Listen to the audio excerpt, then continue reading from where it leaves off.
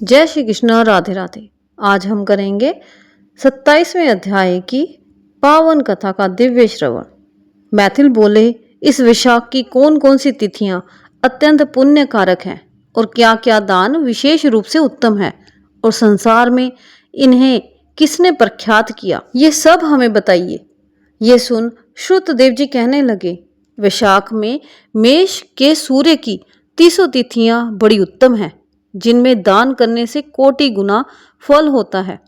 एक एक तिथि में स्नान, दान, होम, पूजा आदि करने से तत्काल मुक्ति होती है। कथा सुनने से रोग अथवा दरिद्रता से पीड़ित दुख भी दूर हो जाते हैं। जो इन तिथियों को व्यर्थ व्यतीत करता है वह गौ का मारने वाला, कृतघ्न, मित्रघाती और आत्मघाती होता है। दरिद्र, धनवान, लंगड़े, अंधे, विधवा स्त्री, बालक आदि सबको ये वैशाख उक्त धर्म अत्यंत सुख से साधन के योग्य है। चैत्र के महीने में जब मेष की संक्रांति हो, उसी समय पापों के नाश करने वाली अमावस्या कोटि गया करने के फल देती है। ये एक पितरेश्वरों के संबंध की पुरानी कथा चली आती है, जो हक्र और पितरों की है। जब पृथ्वी पर सावीर्ण मनवंतर का राज्य था, 30वें कलयुग के अंत में जब संपूर्ण धर्म नष्ट हो गए, उस समय अनत्र देश में धर्मवर्ण नाम का कोई ब्राह्मण हुआ। उसने उसी कलयुग के प्रथम पाद में मनुष्य को पापों से युक्त और अपने अपने वर्ण धर्मों से हीन देखा। तब एक दिन वह मुनि महात्माओं के सत्र यज्ञ के दर्शन के निमित्त पुष्कर क्षेत्र गया। वहां ऋषि मुनि लोग कलयुग की प्रशंसा कर रहे थे कि सतयुग में जो वर्ष भर में माधव भगवान प्रसन्न होते हैं, सो त्रेता में एक मास में और द्वापर में एक ही पक्ष में होते हैं। उससे 10 गुना पुण्य कलयुग में विष्णु भगवान का स्मरण करने से होता है।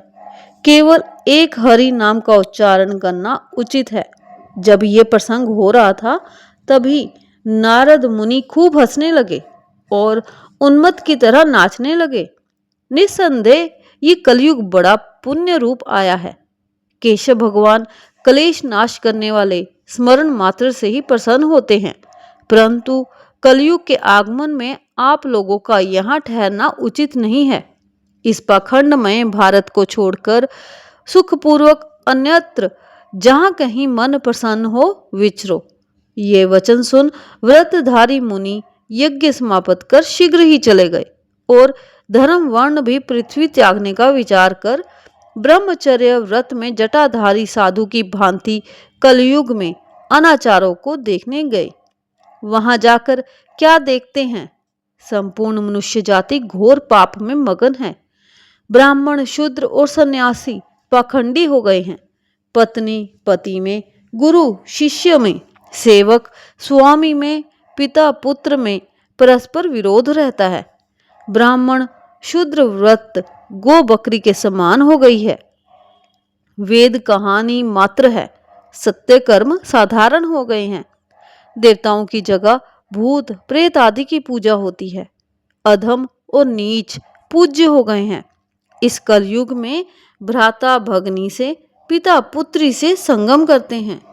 साधु महात्माओं का अपमान होता है, पापियों का सत्कार होता है, इत्यादि घोर दुराचार हो रहा है। ये सब देखते देखते वर्ण धर्म आश्चर्ययुक्त हो पितृलोक को गया। वहां पितृगणों को बड़े भयंकर दुखों तथा अंधकूपों में पड़े हुए त्राहि त्राहि करते देखा, जहां किसी प्रकार का सहारा नहीं है। उन्हें देख बहुत विस्मित हुआ और दयालु होकर बोला, तुम कौन हो? तुमने ऐसे कौन से घोर दुष्कर्म किए जिनसे तुम यहाँ पड़े हो?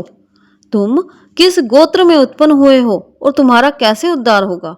ये सब तुम मेरे सामने कहो, तुम्हारे आज ही कल्याण हो जाएगा। उसके ऐसे वाक्य सुन दुख से व्याकुल पितरेश्वर प्रसन्न हो दीन वाणी से कहने लगे, हम श्री वत्स गोत्री हैं। हमारा वंश पाप से क्षीण है। हमारे लिए पिंड देने वाली कोई भी संतान नहीं है। इसी से हम दुरात्मा अंधकूप में पड़े हैं। हमारे कुल में एक धर्म वर्ण ही बड़ा यशस्वी है। वह सबको छोड़ अकेला ही विचरता है। उसने गृहस्थी धारण की है, वही दुर्वा का तंतु रूप है कि जिसे पकड़कर हम लोग लटक रहे हैं। अतः धर्म वर्ण की आयु क्षीण होने पर इस अंधतामिसा दुर्गम कूप में गिरे पड़े हैं। इससे हे तात, तुम पृथ्वी पर जाकर धर्म वर्ण को समझाओ कि तेरे पितरेश्वर दुख से पीड़ित केवल तेरे एक दूब के सहारे लटक रहे हैं। तेरे मरने पर और संतान ना होने पर हम और तू सब अंधतामिश्र कूप में पड़ेंगे। इसलिए गृहस्थ धर्म ग्रहण करके संतान वृद्धि करे। जब वह संतान गया को जाए, विशाख उक्त धर्म करे, विष्णु भक्त हो, एकादशी आदि व्रत करे एवं पाप नाशिनी कथा सुने, जिससे उसकी 100 पीछे की और 100 आगे की पीढ़ी नरक जाने से बचे और हमको तथा उसको उद्धर्व गति प्राप्त होगी। तुम ऐसे सत्य वाक्य समझाकर धर्म वर्ण को गृहस्थ में परिवर्तित करो। पितरेश्वरों के ऐसे वचन सुन अचंभे में पड़ रोता हुआ हाथ जोड़ नमस्कार कर धर्म वर्ण बोला, हे महाराज, मैं ही दुराग्राही तुम्हारा वंशधर धर्म वर्ण हूं।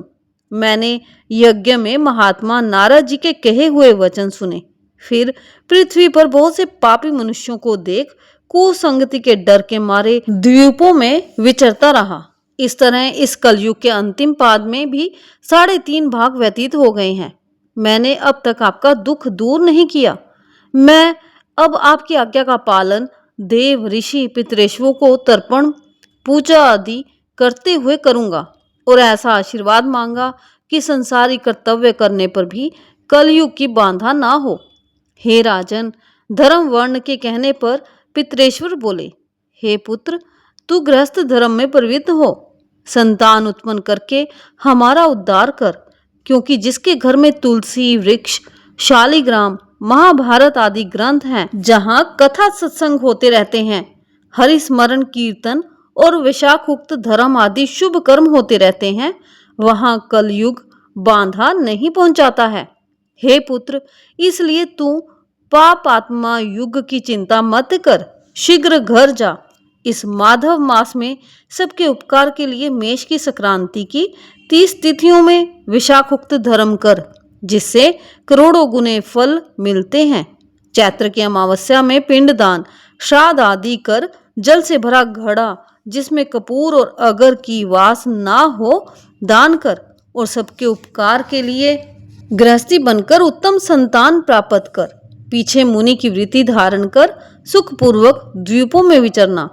पितरेश्वरों की ऐसी आज्ञा पा धर्म वर्ण शीघ्र ही पृथ्वी पर आया और चैत्र मास में मेष की संक्रांति के दिन प्रातः काल स्नान कर देव ऋषि पितरेश्वरों का तर्पण कर जल का भरा घड़ा दे और पाप नाश करने वाला श्राद्ध करके अपने पितृ वर्ग को ऐसी मुक्ति दी कि जिससे आवागमन छूट जाए। फिर विवाह किया, जिससे सुंदर संतान हुई और संसार में इस पाप नाशिनी तिथि को प्रख्यात कर स्वयं प्रसन्न हो गंधमादन पर गया। इसलिए ये मधुमास की अमावस्या भी शुभ है। इसके समान संसार में कोई तिथि ना देखी और ना सुनी है। विशाख मास महात्म्य कथा अध्याय 27वां संपूर्ण। श्री हरि की कृपा सदा अपने भक्तों पर और उनके परिवार पर बनी रहे। जय श्री हरि, जय श्री राधे।